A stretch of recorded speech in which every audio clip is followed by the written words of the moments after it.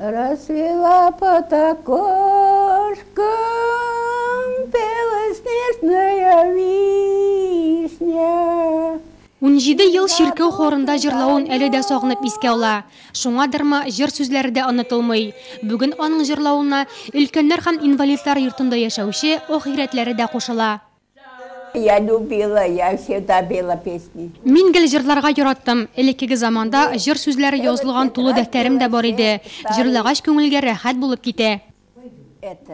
Мария Ивановна бик яхшы дус, ул бөтен кешене дә хөрмәт итә. Без дә аны яратабыз. Аңа саулык, сәламәтлек телим. Диварда эленеп торучы әлеге стенд Мария ханым өчен бик кадерле. Кызы һәм абыйсы белән төшкән фотосурәтләрен сагынып сыйпый.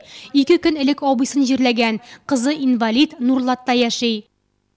Когда я смотрю на эти рисунки, я вспоминаю прошлого.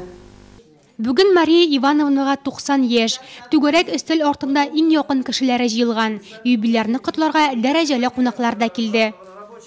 Уважаемая Марина Ивановна, примите искренние поздравления с юбилеем. Вы принадлежите к легендарному поколению победителей и созидателей. Район башлыгы Рауль Кузюров, Татарстан Республикасы Дәүләт Советы депутаты Тохир Хадиевтан истәлекле бүләкләр һәм 6 ел өлкәннәр йортында яшәү дәверендә бер туганга әйләнгән якын кешеләре Мария Ивановнага чын гаилә бәйрәме ясады.